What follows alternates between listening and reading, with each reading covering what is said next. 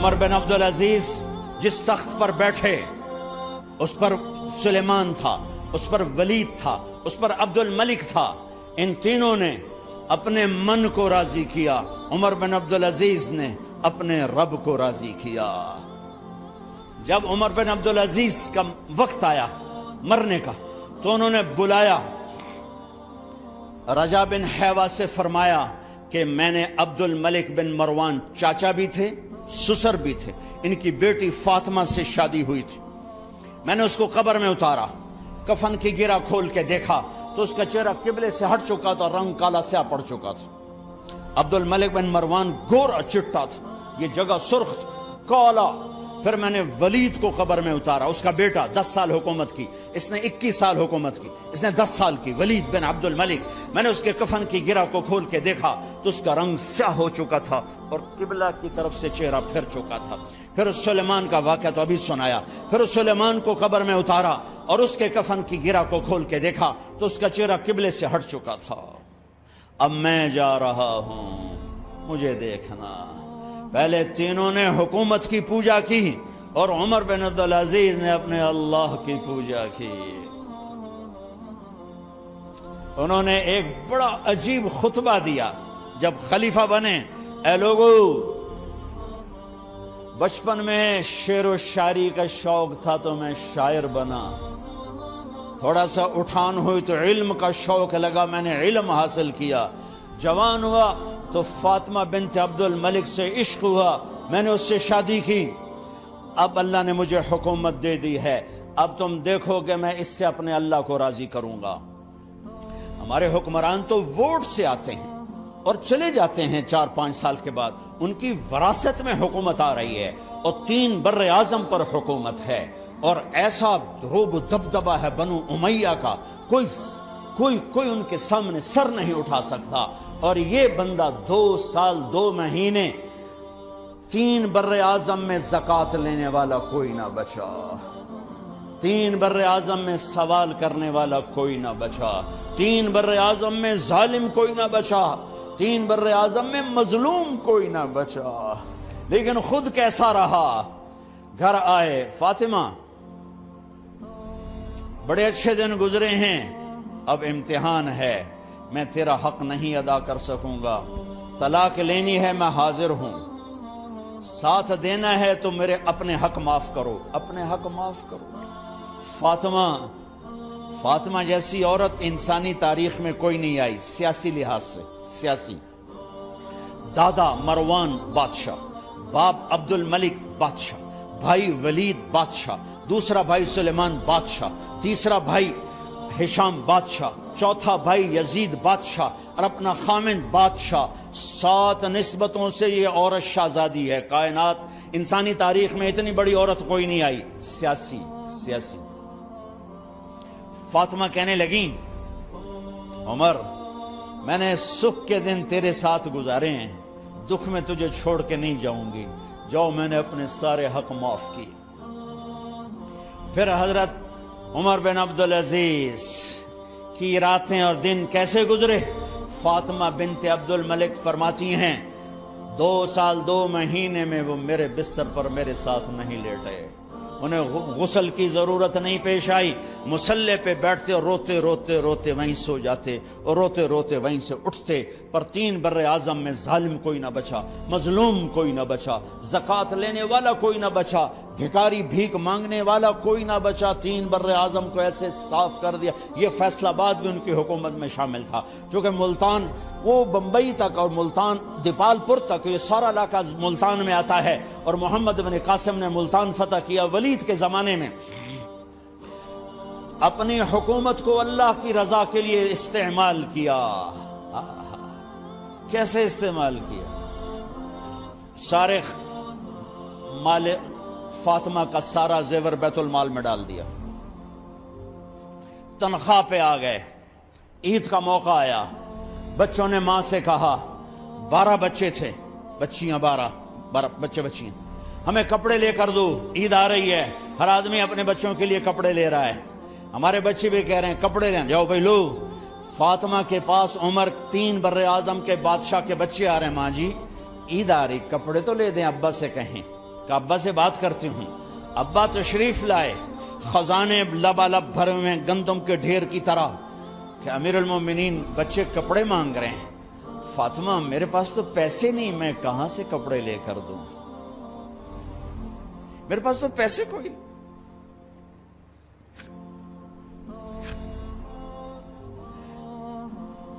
حضرت فاطمہ نے کہا پھر بچوں کا کیا کروں؟ کہا پھر مجھے بھی نہیں پتا کیا کروں. اس کے پہلے 3 حکمرانوں نے لوٹ مار کے بازار گرم کیے، ظلم و ستم کے پہاڑ توڑے، اور آج اسی خزانے پہ ایک شخص بیٹھا ہے جو اللہ کو راضی کرنے کے جھنڈے گاڑ رہا ہے. تو فاطمہ نے کہا آپ ایسا کریں، اگلے مہینے کی تنخواہ ایڈوانس لے لیں، اس سے میں اپنے بچوں کو کپڑے لے دیتی ہوں، اور گھر کا خرچہ میں مزدوری کر کے گھر کی روٹی چلا لوں گی. ارے اپنی تاریخ پڑھو، صرف ڈرامے ہی نہ دیکھتے رہ جاؤ، صرف گانے ہی نہ سنتے رہ جاؤ. اور بھی دکھ ہیں زمانے میں محبت کے سوا، راحتیں اور بھی ہیں وصل کی راحت کے سوا. انہوں نے اپنے بلایا وزیر خزانہ مزاحم، اپنا ہی غلام. ہاں بھائی مزاحم، ہمیں بچوں کے کپڑے چاہیے، تو اگلے مہینے کی تنخواہ ایڈوانس مل جائے. وہ کہنے لگے امیر المومنین آپ مجھے لکھ کر دے دیں کہ آپ 1 مہینہ زندہ رہیں گے، میں آپ کو تنخواہ دے دیتا ہوں.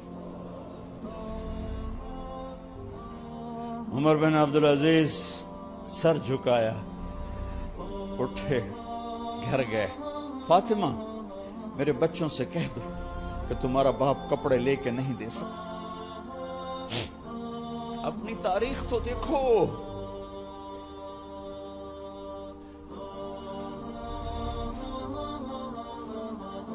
عید کا دن آ گیا،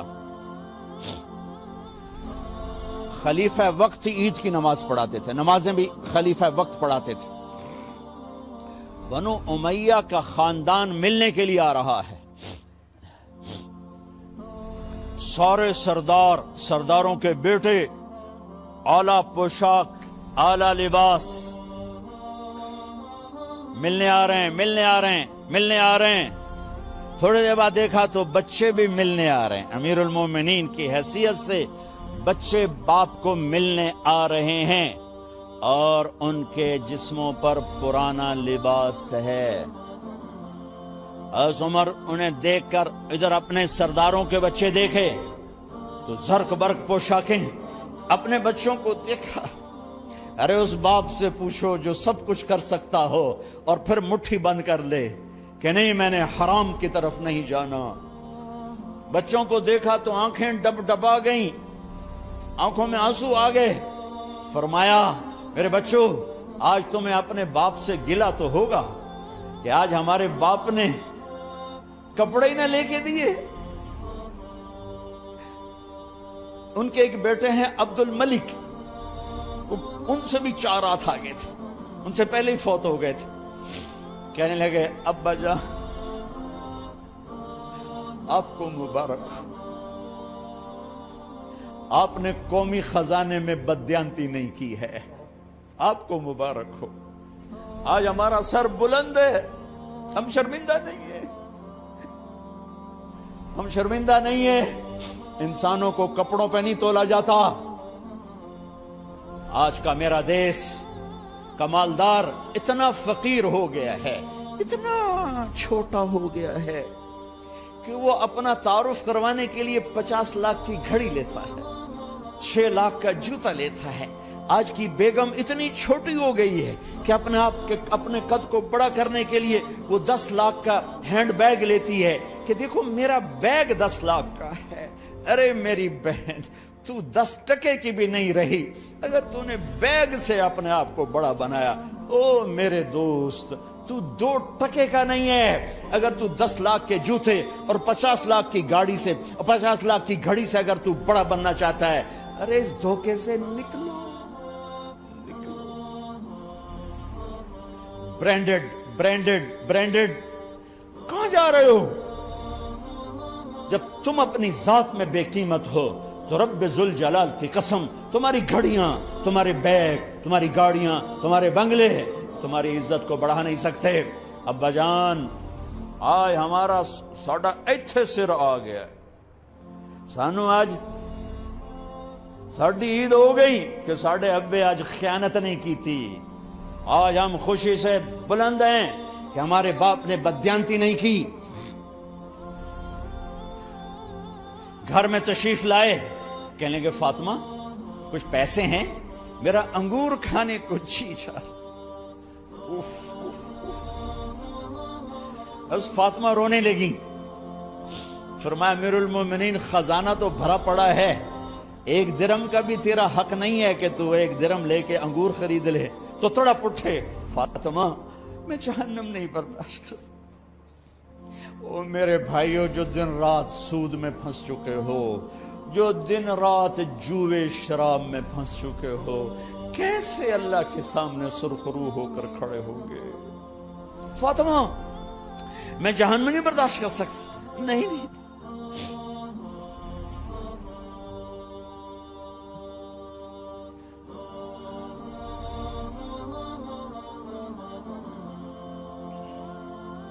ایک رات گھر میں تشریف لائے، بچیاں بیٹیاں، منہ پہ ہاتھ، کپڑا رکھا، دوپٹہ رکھا منہ پہ، اور بات کریں۔ آپ نے پوچھا ارے کیا ہوا تمہیں، یہ منہ پہ کپڑا کیوں رکھتے ہو؟ تو خاموش ہو گئی، لیکن گھر کی خادمہ رو پڑی۔ کہا امیر المومنین آج آپ کی بیٹیوں نے کچا پیاز توڑ کے اس سے روٹی کھائی، سالن کوئی، ارے مسری دی دال ہی کوئی نہیں ہے، پیاز، کچے پیاز نہ روٹی۔ آج ساڈا مزدور جڑا کوئی نہ کوئی چٹنی بنا بند ہے، 3 بر اعظم دے بادشاہ دیاں دھیاں ہے کچے وصلہ نہ روٹی بیٹھیاں کھاندیاں۔ اور میرے آج کا تاجر کہتا ہے جھوٹ نہ بولوں تو کاروبار کیسے، میرا افسر کہتا ہے رشوت نہ لوں تو گزارا کیسے کروں۔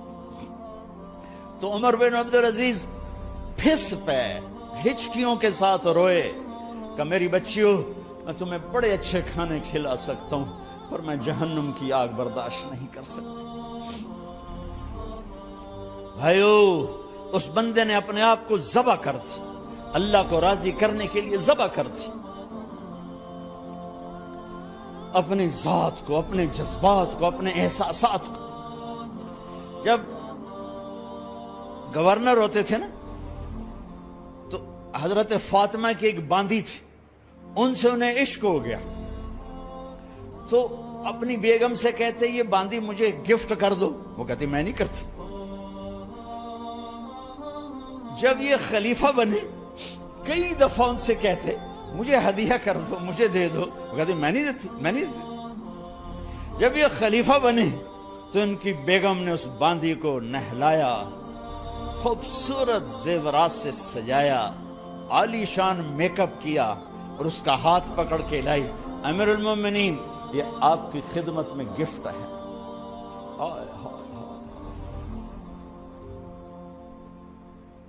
اس کو یوں دیکھا، فرمایا کہاں سے آئی تھی؟ کہا جی عبد الملک نے کوفے سے مجھے زبردستی اٹھوایا تھا، تو 2 آدمی بلائے کہ جاؤ اسے اس کے مالک کے پاس واپس بھیج دو۔ وہ کہنے لگی این وجدک علی یا امیر المؤمنین، امیر المؤمنین آپ کا عشق کہاں گیا جو میرے ساتھ تھا؟ تو عمر کی آنکھیں بھر آئیں، کہا وہ پہلے سے بھی زیادہ ہے لیکن تمہیں اللہ کے لیے قربان کرتا، میں اپنے عشق کو اللہ کے لیے قربان کرتا۔ ہاں اب اللہ نے صلہ کیا دیا؟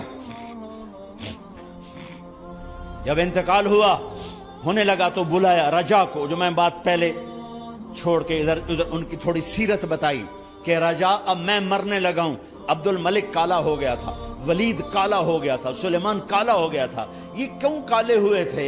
یہ بے نمازی نہیں تھے، بدکاری نہیں کرتے تھے، کسی کی طرف ان کی میلی آنکھ نہیں اٹھی کبھی، یہ ظالم تھے، ظالم انسانوں کا خون پیا، مال میں خیانت کی، اس پر اللہ نے چہرے پھیر دیے۔ آج عمر بن عبدالعزیز جا رہا ہے کہ دیکھو میں جا رہا ہوں، مجھے دیکھو میرے ساتھ کیا ہوتا ہے۔ ان کا انتقال ہوا، ان کی میت قبر کے کنارے رکھی گئی اور اب نیچے اتارنا ہے۔ سلیمان کی میت کو اتارنے لگے تو ہلنے لگا اور عذاب قبر پہلے شروع ہو گیا۔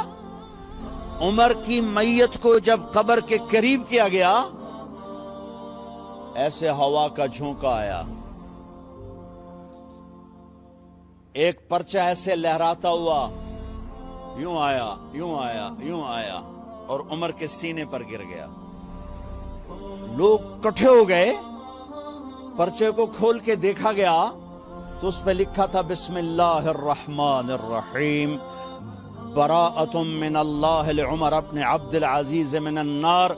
یہ پروانہ ہے اللہ کی طرف سے اس کے بندے عمر کے لیے کہ اسے جہنم سے نجات کی خوشخبری سنا دی جائے۔ آہا، مرنا ہو تو یوں مرو، اللہ ایسی موت دے دے۔ کہتے ہیں پھر میں نے ان کو قبر میں اتارا، جب قبر میں اتارا تو کیا دیکھا؟ میں نے کفن کی گرہ کھولی تو چہرہ قبلے کی طرف فٹ اور یوں لگا جیسے 14ویں رات کا چاند قبر میں اتر آیا ہو۔ میرے بھائیوں بہنوں، اپنے اللہ سے صلح کر لو، اپنے اللہ سے صلح کر لو، اس کے محبوب مصطفیٰ صلی اللہ علیہ وسلم کی غلامی میں آ جاؤ، آ جاؤ، آ جاؤ۔